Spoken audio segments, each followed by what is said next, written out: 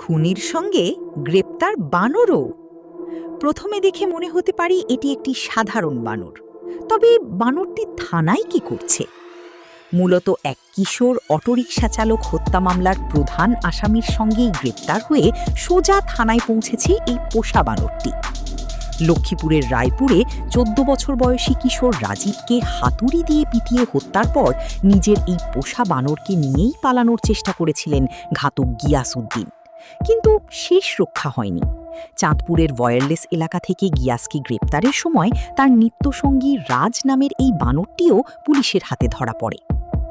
আসামির চেয়েও এখন এই বানরটিকে নিয়েই এলাকায় তৈরি হয়েছে ব্যাপক চাঞ্চল্য। ঘাতক গিয়াস যখন জেলের প্রকোষ্ঠে, তখন থানা প্রাঙ্গণে লাফঝাঁপ আর দুষ্টুমিতে মেতে উঠেছে রাজ।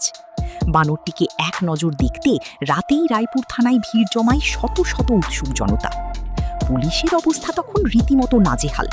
একদিকে খুনের মামলার আসামিকে সামলানো, অন্যদিকে এই চঞ্চল প্রাণীর ছোটাছুটি নিয়ন্ত্রণ করা। রায়পুর থানার ওসি শাহিন মিয়া জানিয়েছেন, দীর্ঘদিন ধরে গিয়াস এই বানরটি পুষছিলেন।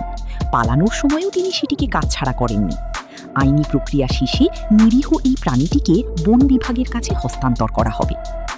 একদিকে এক নিরীহ কিশোরের মর্মান্তিক মৃত্যুতে শোকের ছায়া, অন্যদিকে ঘাতকের পোষা বানরের থানায় প্রবেশের এই অদ্ভুত দৃশ্য, সব মিলিয়ে রায়পুরে এখন এক চরম নাটকীয় পরিস্থিতি বিরাজ করছে। আমাদের সংবাদ ও ভিডিও ভালো লেগে থাকলে অবশ্যই সাবস্ক্রাইব করে আমাদের পাশে থাকবেন। জাইমা রুমিন, নিউজ ডেস্ক।